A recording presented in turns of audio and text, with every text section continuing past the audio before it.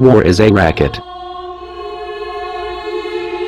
Only a small inside group knows what it is about. It is conducted for the few, at the expense of the very many. Out of war a few people make fortunes. Out of war nations acquire additional territory. If they are victorious, they just take it. This newly acquired territory is promptly exploited by the few, the self-same few who wrung the dollars out of the blood and war. The general public foot the bill. Smedley D. Butler. Something like 1984 could actually happen. This is the direction the world is going in at the present time. There will be no loyalty except loyalty to the party. But always, there will be the intoxication of power. Always, at every moment, there will be the thrill of victory, the sensation of trampling on an enemy who is helpless. If you want a picture of the future, imagine a boot stamping on a human face forever. The moral to be drawn from this dangerous nightmare situation is a simple one. Don't let it happen. The Standard Oil subsidiary in London immediately delivers $20 million worth of the anti-knock additive to the Nazis, and this despite the immediate danger of war. Hitler is now able to annex the Sudetenland and prepare his attack on Czechoslovakia. Just before Hitler's invasion of Poland, summer 1939, the English once more supply lead tetraethyl to the value of $15 million. With this, the first Blitz attacks against England can be launched.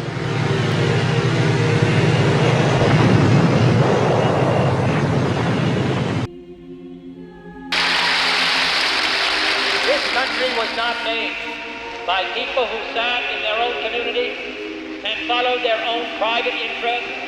Instead, it was made by the men who recognized that change means progress. Progress means the welfare of our people. That's what makes this a great country.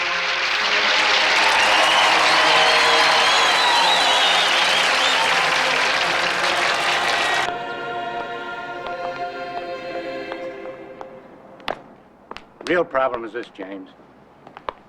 2 decades, there will be 7 billion human beings on this planet. Most of them brown, yellow, or black. All of them hungry. All of them determined to love.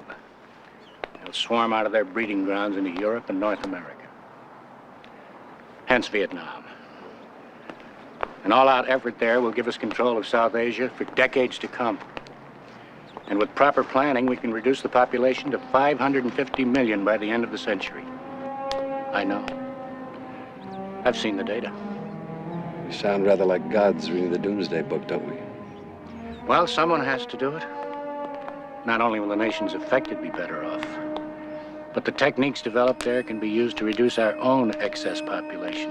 Blacks, Puerto Ricans, Mexican Americans, poverty-prone whites, and so forth. I had seen this plane flying in the first building. It was a TV and the mug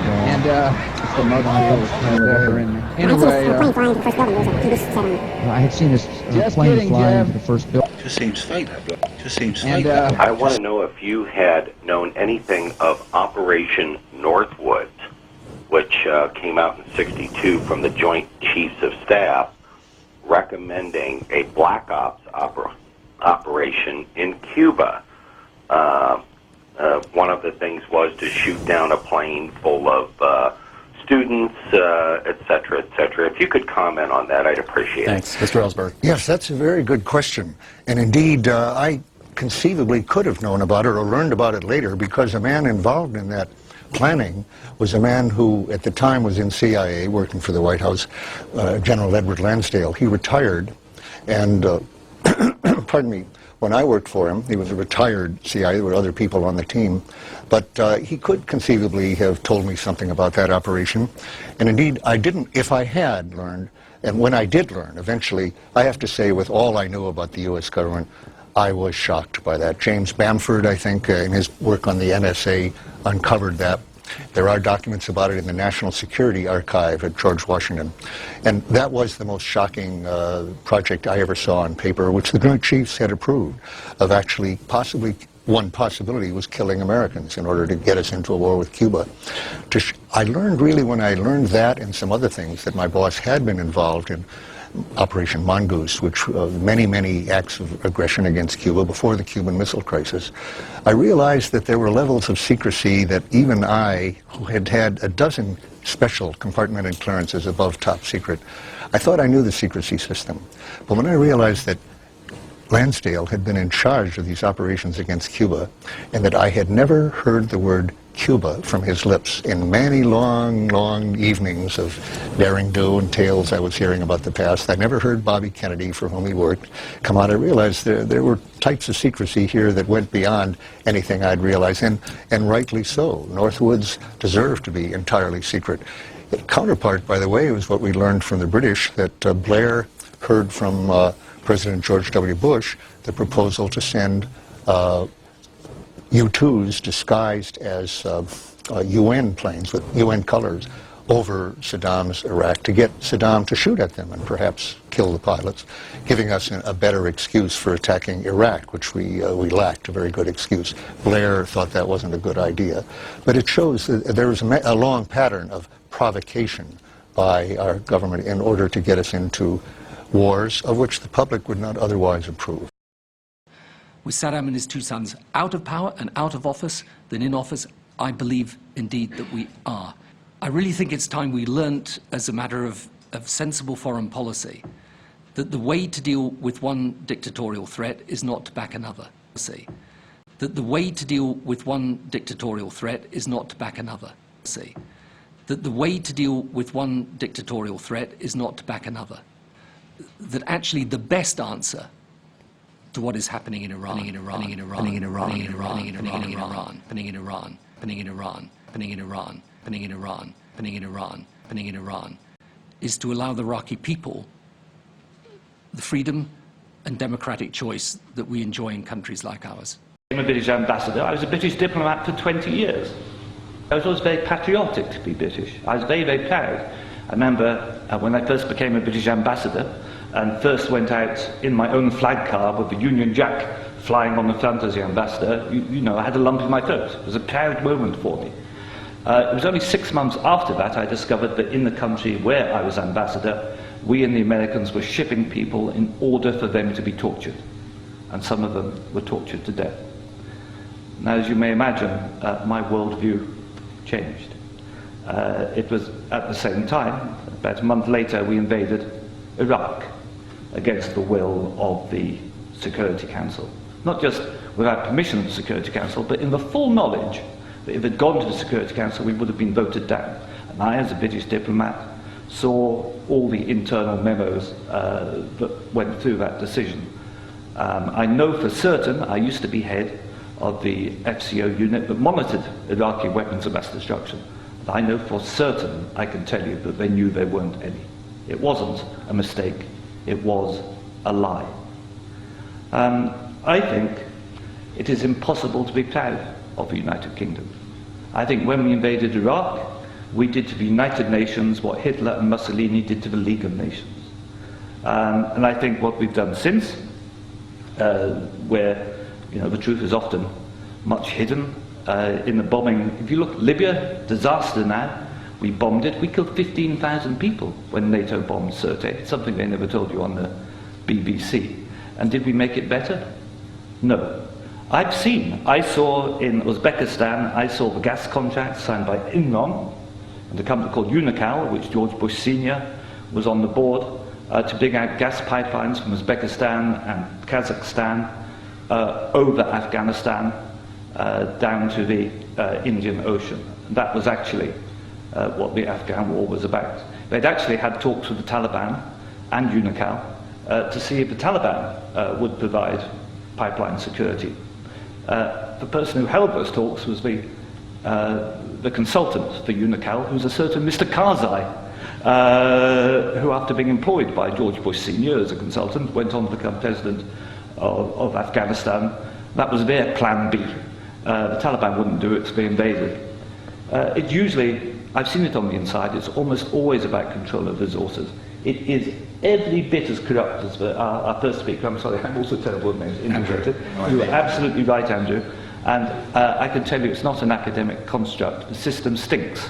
Westminster stinks. The British government is deeply, deeply immoral. They don't care how many people they kill abroad if it advances them. And anybody who votes no is voting to support a psychologically flawed, a pathological state, which is a danger in the world, a rogue state, a state prepared to go to war to make a few people wealthy.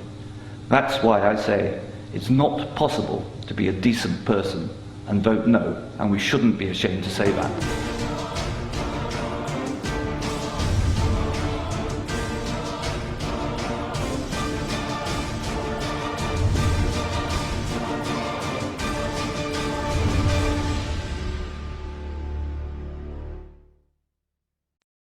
Greetings, citizens of the world, we are anonymous. The director of the Federal Bureau of Investigation said the agency has no evidence the married couple accused of killing 14 people in San Bernardino, California earlier this month had any connection to an active terror cell. This admission from the FBI directly contradicts media reports that immediately claimed the San Bernardino shooters were linked to Daesh. Speaking at a counterterrorism conference in New York, Director James Comey said Syed Farook and Tashfeen Malik were inspired by ISIS, but were not directly involved with any specific terror group. Reuters reports that Comey believes ISIS has revolutionized terrorism by using social media to spread propaganda to inspire small-scale attacks. Another piece of the puzzle that must be considered pertains to conflicting eyewitness accounts of the San Bernardino shooting. One of the witnesses today is Sally Abdelmajid, who works at the Inland Regional Center, the building where the attack took place. She saw the attackers enter the building, and we spoke to her by phone.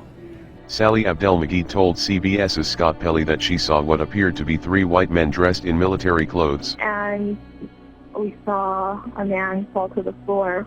Then we just looked and we saw 3 men dressed in all black military attire with vests on. They're holding assault rifles, and they opened up the door to building 3, and one of them opens up the door to building 3. He starts to shoot. He just, shoots all over into the room. But wait, that is not the only witness. Where I was at right here, we seen there was 3 white men in military fatigues taking off. Their account matches the original report from Southern California's Fox 11, which tweeted that police were searching for 3 white males dressed in military gear. Whatever the truth is, it seems obvious the government will use this crisis to add more fuel to the fire that is the global war on terror. This fire and the insanity it breeds threatens to consume the planet, leaving behind a scorched earth devoid of common sense and critical thinking. Avoiding catastrophe and further division of the people is going to take each and every awakened soul. Anonymous is for freedom. We are anonymous. We are legion. We do not forgive. We do not forget. Expect us. Well, yeah, a lot of people really believe this deeply, that they just don't. No, they just don't trust you. I'm sorry, Cooper. Yes, it is fair to call it a conspiracy. What are you saying? Are you suggesting that the notion that we are creating a plot to take everybody's guns away so that we can impose martial law but there's certainly is a lot of a people. Conspiracy? Yes, that is a conspiracy. Is that controversial? Except on some websites around the country? There are certainly a lot of people who just have a fundamental distrust that you do not want to go further and further and further down this road. Look, I mean, I'm only going to be here for another year. I don't know, when would I have started on this enterprise, right? Professor Marandi, welcome to the program. First of all, I'd like to get your thoughts on the newly declassified reports revealing that Washington may have had prior information to the rise of the ISIL that also implicates the possibility of a sectarian agenda behind the issue as well. This is a very important document, but it reveals what we have already learned years ago from other sources.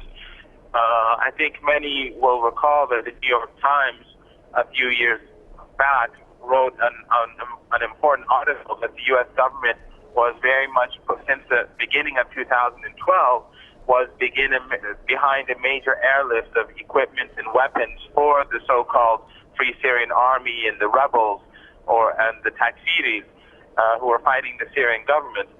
And at the same time, less than a year ago, the U.S. Vice President Biden admitted in a speech at Harvard University that U.S. allies were behind the creation of ISIL and other extremist groups like Jabhat al-Nusra and Nusra. So when you put two and two together, and you see that the Americans from the very beginning were behind the airlift as well as the vetting of commanders, according to the New York Times, and then you see the U.S. Vice President making such an admission, it only leads to the conclusion that we now see in this document that the Americans were in this from the beginning. They were using extremists against their opponents, just as they did in the 1980s in Afghanistan. And I saw Secretary Rumsfeld and Deputy Secretary Wolfowitz. I went downstairs just to say hello to some of the people on the Joint Staff who used to work for me, and one of the generals called me and he said, "Sir, you got to come in. You got to come in and talk to me a second." I said, "Well, you're too busy." He said, "No." He says, "We've made the decision. We're going to war with Iraq." This was on or about the 20th of September. I said, "We're going to war with Iraq. Why?" He said, "I don't know."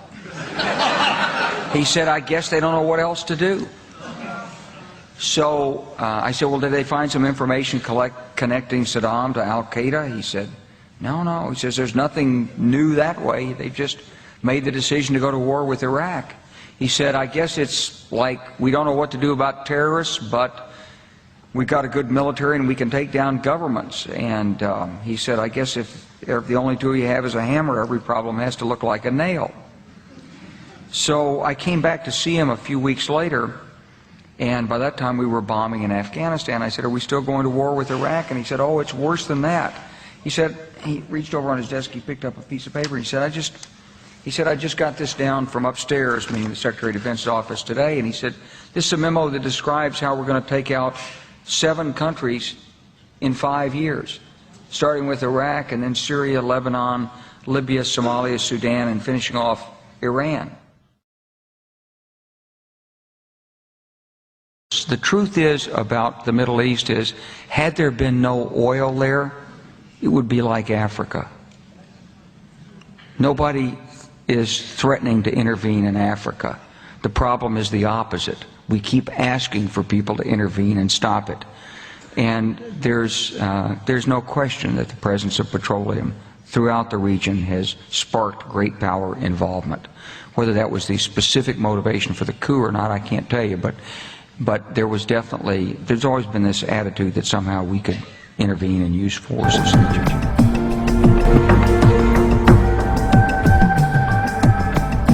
Well, the Project for a New America Century is a think tank. It's a very pretty extreme right-wing think tank, and it drafted a document in September 2000 in the course of the presidential election campaign for Bush, which is called Strengthening America's Defenses.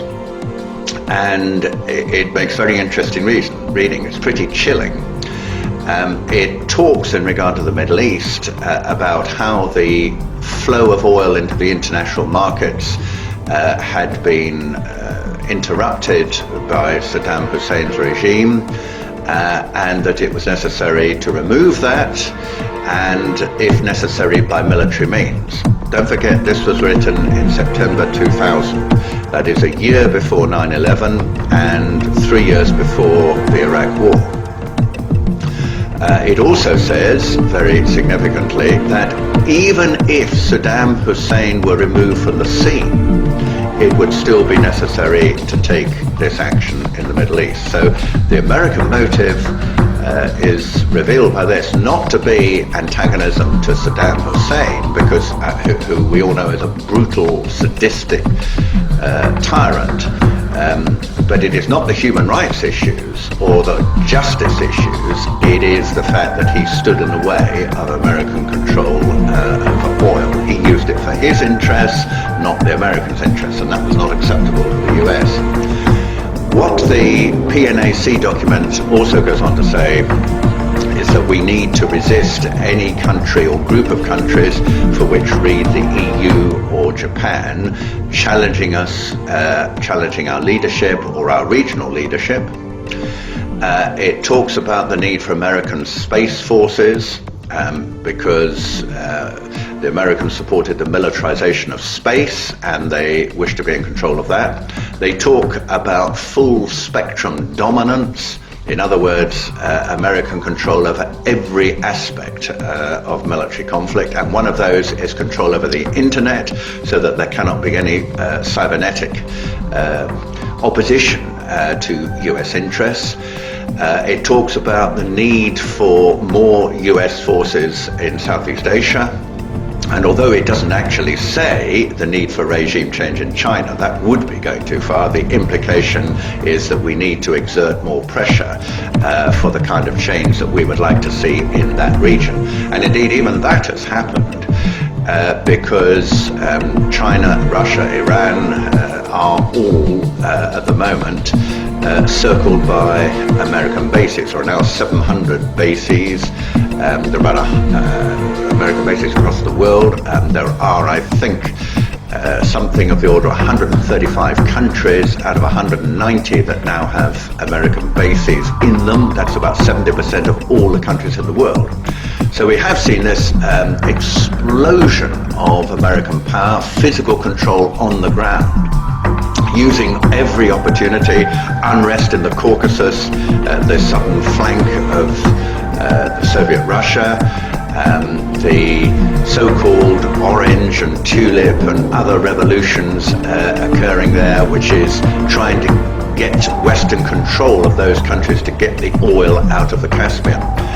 So all of this has happened, which I think largely reflects what was always the policy of the Bush administration as revealed by this PNAC document. What it ends by saying, which I think is very, very interesting, is that this, it says at the end of the document, is going to take a long time. I think you can underline those words. It's going to take a long time. Dash absent, which is the American word for except there is a catastrophic or catalyzing event like Pearl Harbor. Is it fair to call it a conspiracy? I mean, well, yeah, a lot of people really believe this deep, that they just don't. They just don't trust you. I'm sorry. Yes, it is fair to call it a conspiracy. What are you saying?